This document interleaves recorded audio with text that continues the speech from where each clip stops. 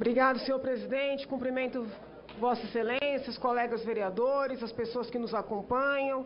Hoje, junto com o nosso colega Kenji, eu estive acompanhando, testemunhando a troca de comando, aqui da região sudeste.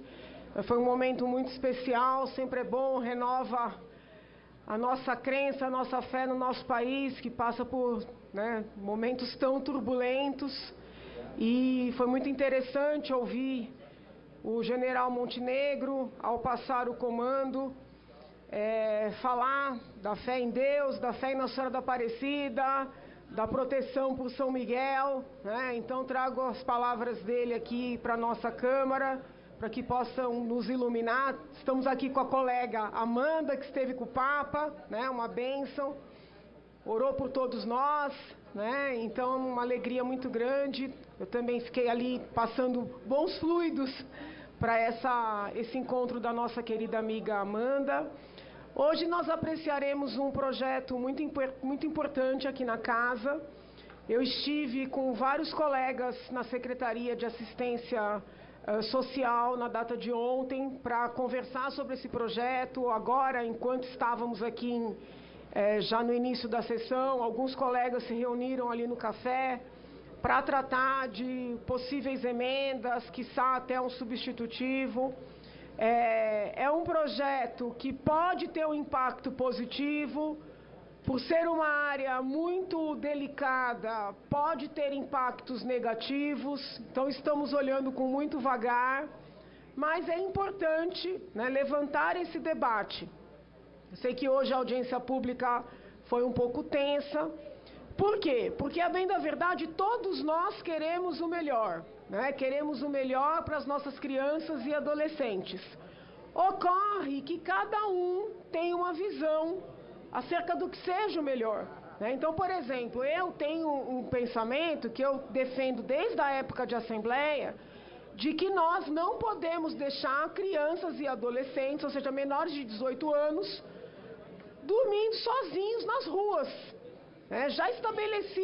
Já estabeleci esse debate com vários técnicos que entendem que o meu olhar está equivocado. Já participei de debates em que ouvi de técnicos que está no ECA, que a criança e o adolescente têm direito a ir e vir. E o que eu aprendi e ensino a respeito do ECA é que esse público é prioridade absoluta pela Constituição Federal e também no Estatuto da Criança e Adolescente, e por isso não pode ficar desassistido. Não pode um agente do Estado passar por uma criança e um adolescente sozinho, em situação de rua, deixar pernoitar sozinho na rua para sofrer estupro, para sofrer homicídio, tentativa de homicídio, lesões. Então, o projeto que nós vamos votar agora é um projeto importante, que ele prevê o aumento da ajuda de custo para aquelas famílias que se apresentam como famílias acolhedoras. Famílias acolhedoras não se confundem com potenciais famílias adotivas.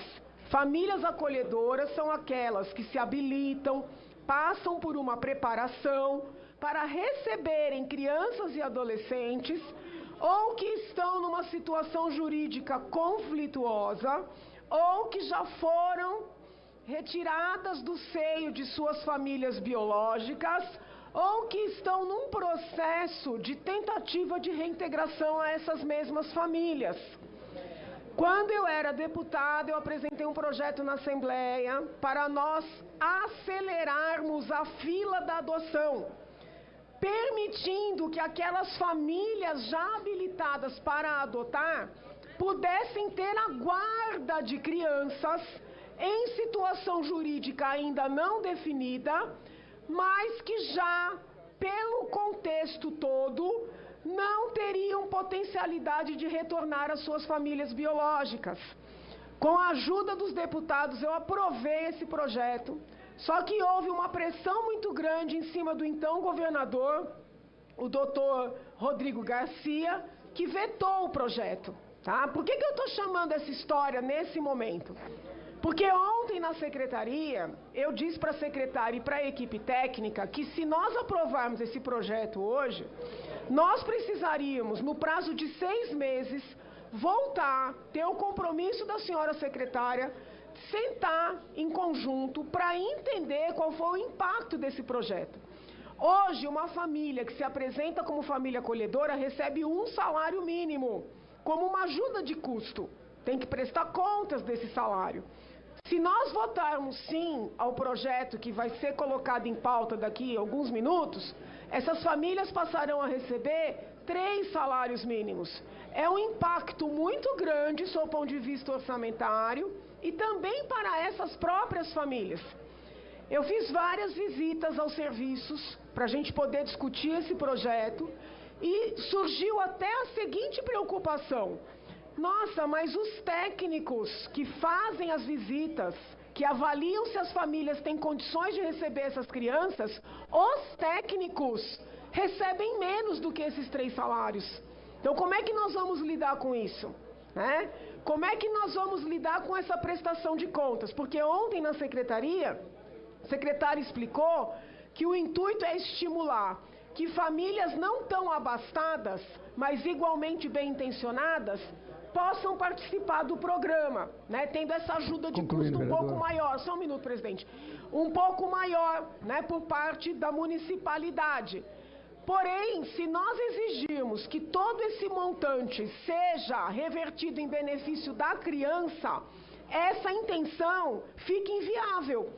Porque se eu quero que uma família humilde passe a funcionar como acolhedor e por isso estou pagando quase R$5.000, se eu exigir que a prestação de contas venha mostrando que aqueles 5.000 foram para a escolinha, para o remedinho, para a fisioterapia, exclusivamente daquela criança, essa nossa intenção acaba não se verificando, porque eu quero que uma família tenha uma ajuda de custo para inclusive se alimentar e poder acolher mais uma criança no seu seio. Então é muito importante que todos os vereadores estejam conscientes do que é que a gente está votando, até para que possamos fazer essa fiscalização. E o que eu quero dizer aqui, porque cada um dos senhores... Vou fechar, presidente, um segundinho. Pois não, vereadora. Cada um dos senhores faz um trabalho importante nas bases. Nós não podemos permitir que esse projeto implique invisibilidade para as crianças serem adotadas.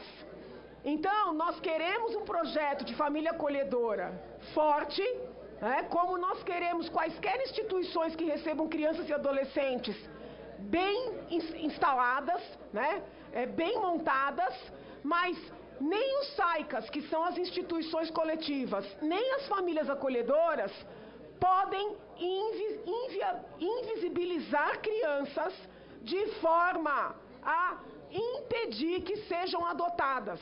Porque a minha experiência, já de muitos anos, mostra que as crianças ficam escondidas, envelhecendo fora dos seios de uma família que queira ser definitiva. Porque não fiquem iludidos. Não é porque está em família acolhedora que está em família. Nós precisamos colocar crianças em famílias que desejem ser definitivas. Nós não podemos invisibilizar, tá certo, essas crianças e inviabilizar a adoção. Tá? Vamos seguir na discussão, mas eu queria chamar a atenção nesse momento de liderança para esses pontos. Obrigada, presidente, inclusive pela paciência. Obrigado. Próxima oradora, vereadora Luna Saraiva.